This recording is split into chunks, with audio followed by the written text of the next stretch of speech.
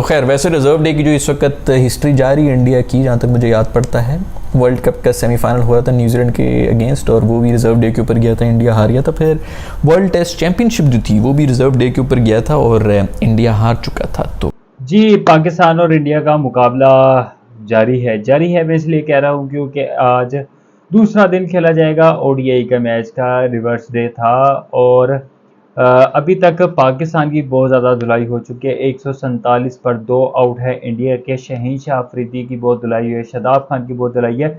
इसके ऊपर crico comedy आ चुकी है अरसलान नसीर की। तो आइए बिना टाइम वेस्ट किए वो शुरू करते हैं।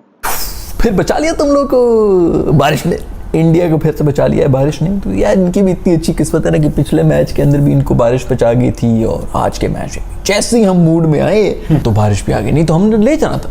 हमारी आदत ही ये, देखो बादशाह पाकिस्तानी क्या करते हैं कि या तो शुरू में आउट कर देते हैं, उसके बाद में मिडिल ऑर्डर में जो है वो आके कुट खाना शुरू हो जाते हैं, कोई 150 रन की पार्टनरशिप दे देते हैं, या फिर इसके बरक्स हम ये करते हैं कि हम शुरू में कोई 70-80-100 रन की इस तरह पार्टनरशिप दे देते हैं और फिर उसके बाद बिल्कुल हटा देते हैं। आज मुझे पूरे कीने का मैच चलता रहता तो 240 से ऊपर नहीं जाता, पिछले बार फिर 260 तक चले गए थे। अभी तो हमारी टीम, अभी तो हम जो हमारे थोड़े मसल खुले थे, बॉलिंग आर्म के जो मसल्स थे।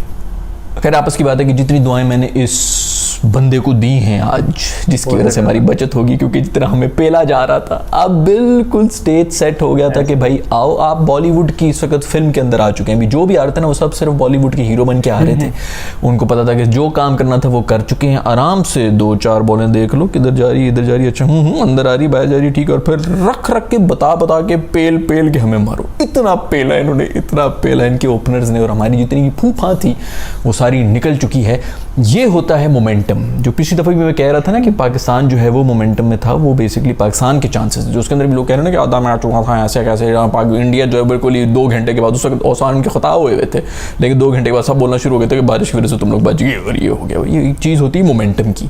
वो जब टीम के पास होता है ना तो फिर हर चीज़ सही चल रही होती है और दूसरी टीम जो है उसके बेड़ा गर्क हुआ हुआ होता है। तो ये मोमेंटम उनका जो था वो आज जो भी मैच हुआ है ये इंडिया के पास ही था, और कुट के पेल के इन्होंने हमें जो है, मैं बता रहा हूँ, अगर ये मैच चल रहा होता ना तो अल्लाह की कसम को 350 रन इन्होंने आराम से बनाने थे, और बता के बनाने थे। जो थोड़ा बहुत हुआ हमारा बना था बॉलर्स का, सबका जो है तेल निकल जाना था। अच्छा हुआ कि बीच में बारिश आ गई।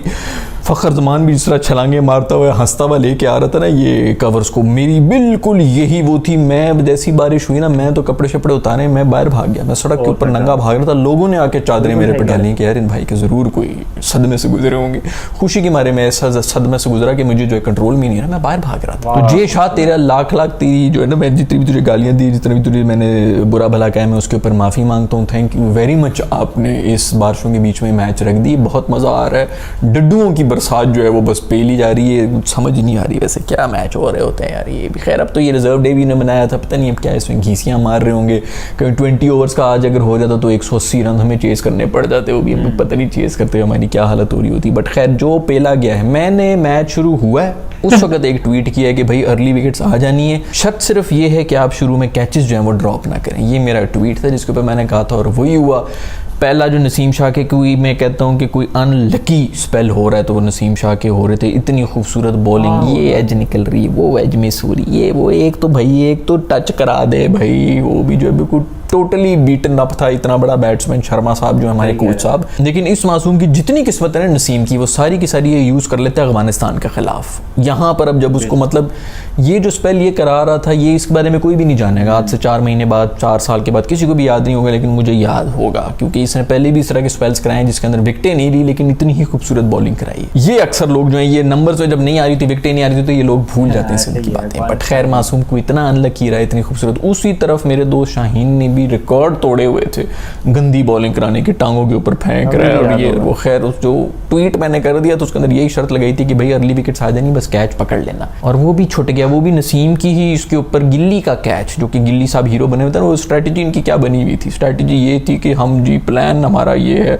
हम आएंगे गिल्ली का कैच ड्रॉप करवाएंगे, 3 चौके खाएंगे, उसके बाद फिर से रिपीट कर लेंगे। यही हो रहा था, कैच ड्रॉप हो रहा था, 3-4 चौके खा रहे थे, मोमेंटम ही उनको दे रहे थे, फिर कैच ड्रॉप कर रहे थे, फिर 3-4 चौके खा रहे थे। ये हमारी स्ट्रैटेजी थी। ये गिल्ली को ही समझ नहीं आ रही थी यार, तू कुछ शर्म कर ले। हमने ये स्ट्रैटेजी बनाई हुई थी भाई कि पिछले मैच में गिल्ली बॉलिंग भी ज़ाया कर रहा था, उसको कुछ समझ नहीं आ रहा था, तो इस दफ़ा उसको आउट नहीं करना, इसलिए हम कैचेस ड्रॉप कर रहे थे। लेकिन गिल्ली जो है वो बिल्कुल ही मतलब उसको समझ ही नहीं आई। होता यही है, जब आप मौत को बहुत करीब से देख रहे हैं ना, आपके अंदर से डर खत्म हो जाता है। मासूम डरा हुआ था पिछले मैच में भी, अभी भी आया था तो कांप रहा था। पहली शॉट इसने वो खेली थी जो शाहीन वाला कैच था, उसके ऊपर भी लोग कहेंगे जी मुश्किल था, क्योंकि यहाँ पर तो जो बंदा अगर सही हो जाए तो वो दुनिया का हर बंदा बिल्कुल ही ठीक है। अगर उसने बॉलिंग अच्छी वो कराता है तो कभी वो गलती कर ही नहीं सकता, वो जो बोलेगा वो बिल्कुल ही ठीक रहेगा, कोई इसके खिलाफ बात ही नहीं कर सकता। लेकिन असलियत ये है कि लेट रिएक्शन था। बॉल जब पहुंची थी ना उधर, उसने बल्ला टच कर लिया था, तभी से पता चल गया था कि भाई ये कैच हो रहा है, इधर फील्डर खड़ा है। लेकिन हमारे साथ जो है उन्होंने वही स्प्लिट सेकंड का होता है कि आपने जो जज करने में थोड़ा टाइम लगाना होता है ना, उसके बाद आसान कैच को आप मुश्किल बना देते हैं कि ओ ये बड़ी कोशिश की है लेकिन बड़ी अच्छी ट्राई थी। भाई ट्राई ट्रूई नहीं होती भाई, शुरू में लेट रिएक्शन था, लेकिन उसके बारे में कोई बात ही नहीं करेगा, क्योंकि हम लोग अब उस डिबेट के लिए हम लोग रेडी ही नहीं है, हमारा दिमाग अभी रेडी ही नहीं है कि वो कितना ज़रूरी होता है कि शुरू में कुछ लोग जो हैं वो रिएक्शन टाइम उनका इतना अच्छा होता है कि मुश्किल कैच को भी ईजी बनाया होता है। और कुछ बेचारे जो हैं वो अपनी तरफ से डाइवें मार के जो पकड़ रहे होते हैं, वो इसलिए डाइव मार के उन्होंने किया होता है क्योंकि शुरू में रिएक्ट करने में उनको देर लगी होती है। ये उन्हीं को पता चलता है जो कि क्रिकेट को बाकी समझते हैं। हमारे जो है ना दोस्त वगैरह, हमारे वैसे ही मैच अवेयरनेस उसके ऊपर पैदल ही होती है, वो भी कैच था। उसके बाद जो दूसरा कैच जो हमने मिस कराया है, माशाल्लाह माँ सद के जाए, ये भी उसी का ही था। नसीम भाई की बॉल के ऊपर हो रहा था और इफ्तिखार भाई ने ये बिल्कुल याद करा दिया, वो जो हमारा अजमल और शुएब के बीच में बॉल गिरी थी ना, एग्जैक्टली वो वाली सिचुएशन इधर भी हुई है। लिखवा लो, इसकी नीयत ही नहीं, मतलब बॉल जैसी एज हुई है ना उसी से नजर आ रहा है कि मेरी तो नीयत ही नहीं है बॉल पकड़ने की, भी पीछे हो रहे बॉल जा रही है, दुआएं मांग रहे बॉल मेरी तरफ ना आ जाए यार कोई। ये जब हमारे ये हिसाब चल रहे होते हैं ना, जब इस माइंडसेट पे हम आए हुए होते हैं, तो उस दिन आपको पता होता है कि आज तो ये पेले जाएंगे। शुक्र अल्हम्दुलिल्लाह के बारिश हुई है, अब कोई शायद कल कोई कमबैक वगैरह का सीन होगा, अदरवाइज आज सवाल ही नहीं पैदा होता। इस इफ्तिखार ने आके बाद में बैटिंग में भी गंद करना था, क्योंकि इसके दिमाग में इतना छाया होना था ना कि मैंने ये क्या कर दिया, मैंने वो गिल्ली का, और गिल्ली भी मारी जा रहा है। लोग पागल हुए, प्रिंस ने बदला ले लिया, कुछ शर्म कर लो, 2 कैचेस ड्रॉप किए हुए, उसके बाद प्रिंस अगर बदले भी ले रहा, क्या शॉट निकल के मारी है, क्या शॉट निकल के मारी है बेटा। खैर गलती हमारी इंटरनेशनल लेवल के ऊपर, अगर आप 2 चांसेस दे रहे तो अगले ने मारना तो है ना, 50 ही मारे, उसने कौन से कोई फिर 300 रन मार दिए। बट जो भी हो, बहुत ही कोई हाथ पांव हमारे फूले हुए थे, हमारे हाथ पांव फूल जाते हैं। और बुरी बात यह है कि हमने फिर हाथों से ही बॉल भी पकड़नी होती है ना, हाथ यार मुझे चाहिए यार, इनको ये चाहिए भाई कि हाथ छोड़ो, दांतों में पकड़ लिया करो बॉल यार, उसी से पकड़ लो, क्योंकि हाथ पांव तो तुम लोग के फूल जाते हैं। हमारे बॉलर्स को समझ ही नहीं आ रही थी कि आज हमने बॉलिंग क्या करानी है। फास्ट बॉलर्स जो हैं उनको उनसे शॉर्ट बॉल हो नहीं रही थी, तो स्पिनर जब आया ना तो उन्होंने कहा, शादाब ने कहा कि बेटा शॉर्ट बॉल किस तरह करती है मैं आपको बताता हूँ। मतलब फास्ट बॉलर्स ने जो नहीं कराई, वो हमारे स्पिनर शॉर्ट बॉलें मार रही हैं, सीधे शर्मे के नाफ के ऊपर, धुन्नी के ऊपर जो है वो बॉलें आ रही हैं, और वो उछाल उछाल के छक्के मार रहा है। मतलब पता नहीं वो बॉल ग्राउंड के अंदर किस तरह बॉल की चीखें निकल गई, वो कहते हैं ना धागे जो हैं वो उसके बखिए उखड़ गए हैं, इतनी जोर जोर के वो मार रहे हैं, क्योंकि हमारे स्पिनर जो हैं वो शॉर्ट बॉलें मार रहे हैं, बाउंसर मारने की कोशिश कर रहे हैं स्पिनर। बाद में जो बारिश होगी कह रहे हैं जी पिच गीली होगी, फलाना हो गया, भाई शादाब को दे देते बॉल, वो तो वैसे ही पिच पे नहीं करा रहा, या वो शॉर्ट बॉलें करा रहा था या पे फुल टॉस से मार रहा था। बाद में भी शुक्र है कि आउट हुए हुए थे, कोई खोली वोली को भी ये फुल टॉस से मार रहा था तो उसके ऊपर छक्के नहीं पड़े थे, वरना यार क्या खूबसूरत बॉलिंग करा रही। मैं कहता हूँ कि शादाब की जो इस वक्त बॉलिंग हो रही ना, अलार्मिंग हद तक अब जो है ये बकवास बन चुकी है। और मैं पहले पूरी एक वीडियो बना चुका हूँ, मैं ख्याल में पिछले महीने मैंने बनाई थी, ये एशिया कप शुरू होने से पहले, उसका टाइटल ही मैंने ये रखा हुआ था कि भाई इमाद वसीम किधर है। अब ये ना जोक से बात ख़त्म हो चुकी है। आपके स्पिनर इस वक्त होता है यार, फॉर्म नाम की भी कोई चीज़ होती है ना, ठीक है अच्छा स्पिनर है, अच्छा प्लेयर है, वटेवर, भाई वो नहीं है बिल्कुल भी फॉर्म में, ये बहुत ही कोई कमज़ोर। हमारी लोगों ने पहले 5-10 ओवर वैसे ही सी ऑफ कर देने के चलो ठीक है, उसके बाद ऐसे रख के पेलना है ना हमें, आगे वर्ल्ड कप आ रहा है, स्पिनिंग विकेट्स होनी है, ठीक है। इंडिया के अंदर अब पिच के अंदर वो बाउंस वगैरह और वो सब चीज़ें भी आना शुरू हो गई हैं, ज़रूरी नहीं है पेस भी वहां पे चलेगी, लेकिन भाई ये स्पिन अटैक के साथ हम वहां पर हम ऐसे पे ले जाएंगे कि आप सारी की सारी जो हमारी हवा है ना वो निकल जानी है। लोगों ने रख के हमें मारना है भाई, 36 रन खाने इन स्पिनर्स हैं जो हमारी जिस किस्म की बॉलिंग करा रहे हैं। इमाद वसीम का इस वक्त टीम में होना बहुत ज़रूरी है, कम से कम उनसे बेहतर स्पिनर भी है और बैटर भी बहुत बेहतरीन है, क्योंकि वैसे भी बैटिंग ऑलराउंडर एक प्रॉपर किस्म का हमें चाहिए, वो इमाद वसीम ही है। आई नो कि कोई पर्सनल मसले बने हुए, आई नो कि इनके कोई इशूज़ हैं कि वो पता नहीं ड्रेसिंग रूम का माहौल उसने भी वैसे सिर्फ सियासतें ही करनी होती, इमाद तेरा भी कख ना रहे। खैर जो भी हो यार, अब ये जो है ये जोक से बात निकल चुकी है, ये ज़का अशरफ को बीच में आके कोई ना कोई इसके ऊपर एक्शन लेना पड़ेगा, ये इस तरह काम नहीं चल रहा। ये पूरी दुनिया ने नोट कर लिया भाई, अगर आपको लग रहा है कि सिर्फ मैंने नोट किया हुआ है या सिर्फ अभी इंडिया ने नोट कर लिया, वटेवर पिछले मैच में पूरी दुनिया ने नोट कर लिया कि इनका वीक लिंक क्या है। ये 20 ओवर के उसमें बैठे रहेंगे, बाकी आपके फास्ट बॉलर हर दफा क्या चलेंगे, वो 2-4 वैसे भी जो है 4-4 रन भी अगर उनको पड़ रहे हो फास्ट बॉलर्स क्या पढ़ लेंगे। अगर स्पिनर को जो है वो 9 रन पड़े और क्या फास्ट बॉलर को चौका छक्का नहीं पड़ेगा, क्या वो कोई बॉल इधर उधर नहीं कराएगा। वैसे भी इंडिया के अंदर आप लोगों को पता है कि कितनी फास्ट बॉलर्स की हेवन है वो जगह यार। बहुत ही कमज़ोर हालात हैं हमारे। इमाद वसीम का अब टीम में होना बड़ा लाजमी है।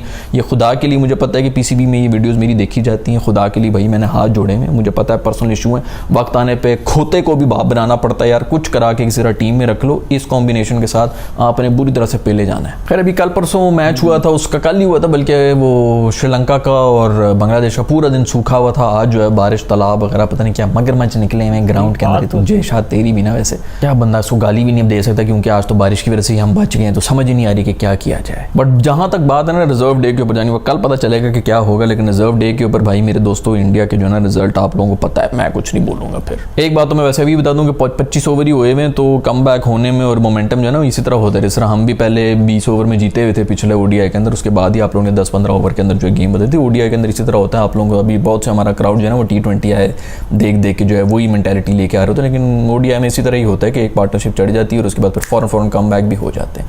तो खैर वैसे रिजर्व डे की जो इस वक्त हिस्ट्री जारी है इंडिया की, जहाँ तक मुझे याद पड़ता है, वर्ल्ड कप का सेमीफाइनल हुआ था न्यूजीलैंड के अगेंस्ट और वो भी रिजर्व डे के ऊपर गया था, इंडिया हार गया था। फिर वर्ल्ड टेस्ट चैंपियनशिप जो थी वो भी रिजर्व डे के ऊपर गया था और इंडिया हार चुका था। तो वहाँ पर तो अगर आंकड़ों को मिलाया जाए और सितारों की चाल देखी जाए तो ये को हालात ज़्यादा अच्छे नहीं लग रहे। लेकिन वैसे मैंने सुना है कि कल भी कोई बारिश के इम्कानात हैं। वेरी गुड यार, बेहतरीन टूर्नामेंट हो रहा है। स्विमिंग कंपटीशन कराओ अभी बाबर का और शर्मा का, वो शायद बाबर जीत जाए, वैसे ऐसे डिड्डू मच्छी की तरह उड़ता हुआ जाएगा नहीं, बल्कि वो तो शर्मा जीत जाएगा। फिर खैर नखरे सारे जो हैं ये वो इंडियन वो जयशा के जो थे उनके थे, इनकी टीम के थे कि इधर नहीं करना उधर नहीं करना, वो सब चीज़ें। ख्वारी बेचारे वो जो श्रीलंकन ग्राउंड स्टाफ है उनको वैसे यार इनको दाद देनी पड़ेगी। पहले भी पता नहीं कितनी वीडियोज़ में कह चुका हूँ, ये इंग्लैंड इनको भिजवाओ, इनको वहाँ पर नौकरियाँ, तो इस तरह ये सफाइयाँ करते हैं पूरे ग्राउंड की। और ये कोई नई इन्होंने मशीन भी दरियाफ्त की हुई जिसके अंदर 6-6 पंखे भी लगे हैं यार, ये मुझे भी दे दो, इधर बड़ी गर्मी लग रही होती है मुझे, कम से कम अपने सर के सामने मिल के सर पे ही लेके फिरा करूंगा मैं इतने ज़्यादा पंखे।